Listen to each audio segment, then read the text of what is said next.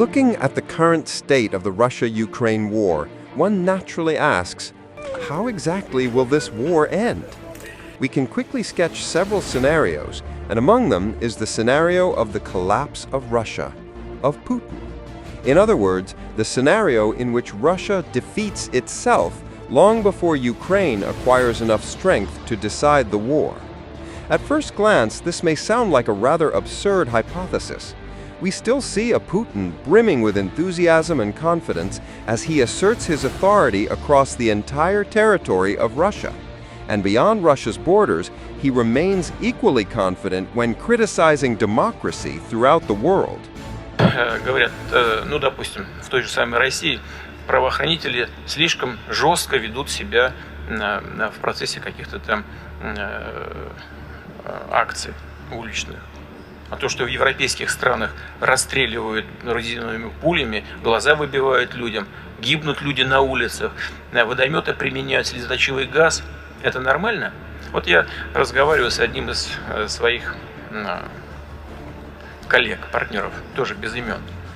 Я ему говорю, а там у вас как? Ничего? Это все можно? Значит, речь шла о Беларуси. Он мне отвечает, но мы же демократическая страна. Ну, вы понимаете, это же смешно. Резиновая пуля выбивает глаз. Ну, пострадавшему надо сказать, ну, ничего.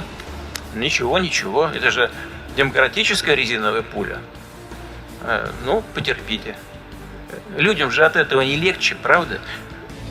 Clearly, Putin wants to prove to the world that he can comfortably continue the war that is tearing Ukraine apart because he has more than 140 million obedient people behind him in Russia. Obedient, not necessarily supportive. And in today's Russia, there is no political organization, let alone an individual, capable of becoming Putin's rival and removing him. Russian media ceaselessly amplify this narrative to please Putin.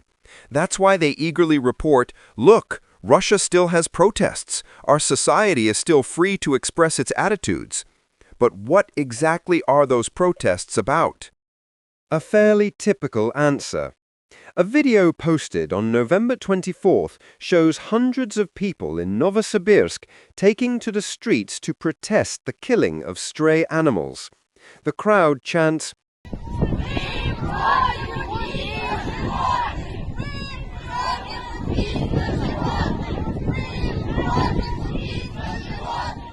Yet right now, in neighboring Ukraine, human beings are being killed en masse, and no one bothers to take to the streets. In 3 years of war, more than 1 million Russians have ended up in the Black Earth, yet not a single protest. But to protect dogs and cats, 200 people are ready to march. Kremlin propaganda has brainwashed the population to the point that the fate of animals has become more important than human lives. A somewhat better-off segment of the urban population at least still talks about peace negotiations. But when asked what peace should look like, they answer, it has to be according to the president's words. Russia must win. Everything has to be exactly as the president says. Some claim lasting peace is only possible when Ukraine stops oppressing Russians and recognizes the territories Russia has seized. We respect Ukrainians. They must respect us too, one man said. Most interviewees dodge politics. Who wants war? But I dare not talk about conditions. Many insist they are not interested in politics and just want peace because they are exhausted by the prolonged war. And the Russian press. For 4 whole years since the war broke out, Russian media have continued to paint a wonderful picture of the situation inside the country. Of course, they are not foolish enough to claim that everything has always been perfect. Rather, from the Kremlin, an implicit general order seems to have been issued to media outlets that want to survive in Russia. Say that even if things are heading in a bad direction, the president will make them wonderful. Take wages, for example. When the publication Moskovsky Komsomolets writes that wages in Russia are collapsing, it means the issue will be blocked thereafter. Rest assured, the president is holding the line. We'll put all that aside. Today, let's not waste time. let's talk straight about one reality. Can the collapse of Putin and Russia happen fast? We can find an answer in the recent admission from Herman Gref, the chairman of Sberbank. He openly said the ruble is very far from its actual value. He stated the fair exchange rate should now be around 100 to 105 rubles for $1. Meanwhile, the current exchange rate is only sitting in the high 70s or low 80s rubles per USD. This signal means the Russian bank might adjust the rate from 80 rubles up to 105 rubles, which is definitely not a small adjustment. That's losing about 34% of the currency's value. This is no longer just market volatility, it's a planned seizure of buying power from all Russian citizens. Inside the Kremlin, this is a serious warning shot. It means the hidden assets, secret accounts, and lavish lifestyles of the elite will have to be sacrificed to pay for the war.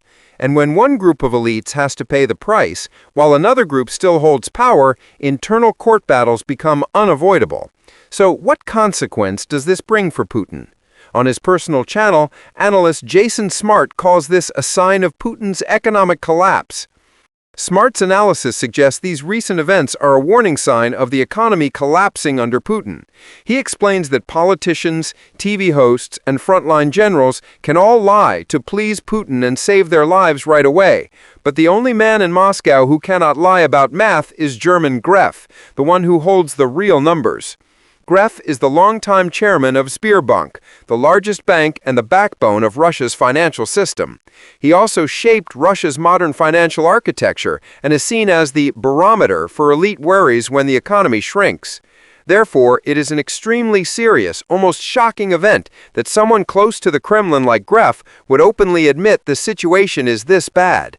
When the ruble was trading at 78 to 79 rubles per USD, Smart says Gref spoke at a forum saying that rate was very far from balance, and the reasonable level should be around 100 rubles per USD. Gref even offered acceptable forecasts of 100 to 105 rubles, and even worse, 112 to 115 rubles per USD by the end of 2025. Smart points out that the 2025 budget was first made assuming a much stronger ruble, around the mid-90s per USD. But when the ruble temporarily got stronger, hitting the low 80s, tax revenue from oil instantly crashed. This made the finance ministry suddenly lose billions in expected revenue. While Putin can promise stability on TV, Gref is warning that the current economic model can't keep the war going with a strong exchange rate. The balance he talks about isn't fair to the people. It's about the regime's survival and the war budget. This is where the elite conflict starts, because TV promises victory, but the finance people know there isn't enough money. So, Smart says, they are forced to rob the middle class. Smart states that Putin is ready to lose tanks, but not ready to lose his bankers. Right now, Russians live with a 70 to 80 ruble rate. If this rate is fake and unsustainable, everything will get much more expensive. If the rate moves to 105 rubles, people will pay 34% more for everything. If it hits 112 rubles, that's an extra 40 to 45%, not including the coming VAT increase. Russia already saw waves of inflation after the 2022 devaluation, and this new devaluation will trigger another one, hitting people who have already cut back all they can.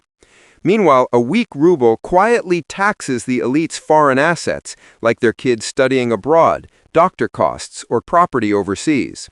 As the money pool shrinks, every budget ruble becomes a weapon in the internal elite fight. Devaluation only makes things worse because imported components and whole cars will cost much more in rubles, and families will keep old cars longer, putting off big purchases. A 34% currency hit increases the pressure, shrinking Putin's room for a long war, even though Smart thinks the tension inside Russia is already much bigger, even if no protests happen tomorrow. The reason Russia's economy is bad is war spending combined with sanctions. Since the full invasion, war spending has exploded to pay mobilized troops, mercenaries, occupation forces, new propaganda, and a denser security apparatus to control the population. It's no longer a special operation, it's a permanent war budget. The main life source, oil and gas, is having serious issues. Sanctions force Moscow to sell at a discount, increasing shipping and insurance costs and shrinking real income. This leaves less room for financial mistakes. Gref describes the current situation as a perfect storm, because high interest rates are needed to curb inflation, but those same rates crush investment and consumer credit, while the ruble is still too highly valued for exporters. According to Smart, the weak ruble is the regime's brutal medicine. Each oil dollar is exchanged for more rubles. This makes the budget look healthier on paper, but in reality, the true living standard will collapse completely. This is a forced choice for the elite. Either feed the war machine with cheaper rubles or protect the currency and let the war budget break. When the money for corruption shrinks, allies start hunting each other. Every time technocrats like Gref speak the truth about the numbers, they expose the gap between propaganda and reality, making the elite's panic grow. Smart argues this won't be a short-term shock. True living standards will keep sliding for years. Inflation will steadily eat away at the cost of food, utilities, and services, making the middle class poorer every day. On top of that, Moscow now completely depends on its relationship with China. Any change in Chinese purchasing could destroy Russia's situation, especially since China has already hiked prices by up to 87% on some critical dual-use goods sold to Russia. A weak ruble will only multiply that price premium. Smart also notes that in the context of this war, such a huge economic shift has another meaning. Every successful strike on a Russian oil refinery or warship hits twice, once on the metal and concrete, and once on the exchange rate and the budget. For the West, what is happening is a chance to conduct economic warfare to ensure Russia can no longer continue the war and won't be able to wage war for many years to come. Inside Russia, many banks are severely illiquid. Smart warns that just one major bank collapse could trigger a system-wide domino effect, a risk that Kremlin think tanks have been writing about for months, warning of chain defaults across all major banks without big changes. He also points out that the low unemployment rate, about 2.2%, sounds good, but it's actually a sign of extremely high inflation, forcing most Russians to find extra work. Smart believes the Russian economy is no longer a real economy. It's just a shell, a war economy, where the government constantly prints money to keep up the appearance that everything is running. Smart concludes that printing more rubles today won't save the situation. It will just make everything much worse. If the ruble starts to collapse and the Putin regime doesn't react quickly enough, which Smart thinks it certainly won't, the war could end very fast, because a day will come when the Kremlin won't have the money to pay its soldiers anymore. Chasen Smart's remarks came at the same time that analyst Yuri Shvets offered similar assessments. In recent years, Yuri Shvets has become a symbol of clear-eyed analysis and shocking revelations about the true state of Russia. A former KGB major who once operated undercover in Washington, he experienced the entire system from the inside. Now, from the United States, he watches the very empire he once served fall apart piece by piece. In his latest comments, Shvets stated bluntly, Putin is repeating the exact mistakes made by Soviet leaders before the collapse of the USSR. Only this time, the stakes are far higher. Since Russia launched its full-scale invasion of Ukraine, Shvets has become one of the most frequently cited analysts in the Russian-speaking world. His words are harsher than those of diplomats or political scholars, yet behind that harsh tone lies the cold calculation of a veteran intelligence officer. He describes Russia in 2025 as an empire that has lost every tool of empire, a weakened military, an economy on the brink of collapse, and an elite stripped of confidence. And at the center of the chaos is Vladimir Putin, whom Shvets portrays not as a master strategist, but as a hostage to the very illusions he created. According to Shvets, Putin is living in a virtual reality created by Russia's own intelligence agencies. He receives no honest reports, sees nothing of the real situation on the battlefield, and has no grasp of the economic reality. Back in the KGB, we had a saying, never deliver bad news if you want to live past today. That motto is now running the entire country. He insists that the current crisis did not begin with the war, but long before, at the moment the government stopped believing in itself. When every decision is driven by fear instead of analysis, and when truth becomes a threat. I watched the Soviet Union collapse from the inside. Everything still looked intact, the military, the party, the KGB, and then within 6 months it all fell apart. The same thing is happening now, he said. Putin is being defeated by his own inner circle. No one wants to go down with him. History is repeating itself, only at a much faster pace. Shvets argues that Putin's fate is not being decided by the West, but by his own system eating itself from within. He compares the current regime to a mafia organization. Everyone fears each other, and the closer they get to defeat, the greater that fear becomes. Putin isn't losing to Ukraine, he's losing to the people around him. No one is willing to die for him anymore. He explains that any dictatorship destroys itself the moment it stops believing in its own myth. Today, the Kremlin no longer believes in victory. It only believes it can hide defeat. But history doesn't allow concealment. It arrives suddenly and ruthlessly. Shvets describes the Kremlin's vertical information system as its fatal weakness. Officials are afraid to speak the truth.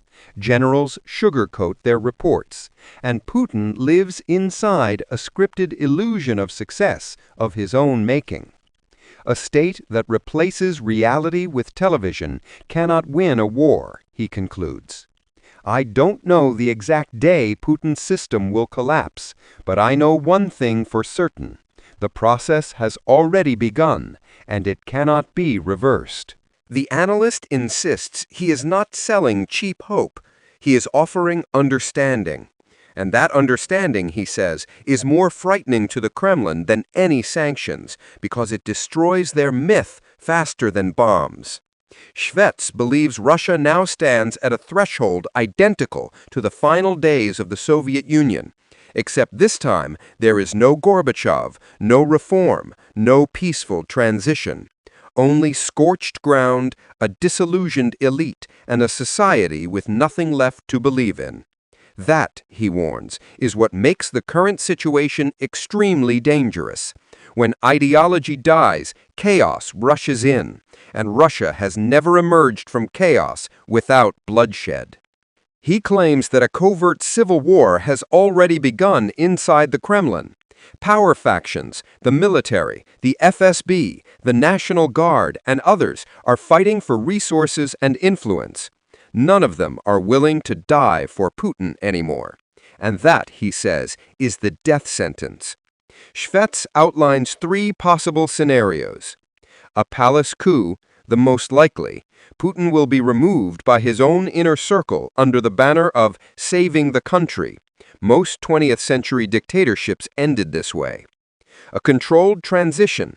The Kremlin attempts a smooth leadership change, but Shvets argues this is impossible because fear is not something anyone wants to inherit. Or a chaotic collapse like in 1991, the most dangerous but also the most realistic if the elite continues to prioritize self-preservation. Whichever scenario unfolds, Shvets says there will be no returning to the old Russia. The country has changed irreversibly.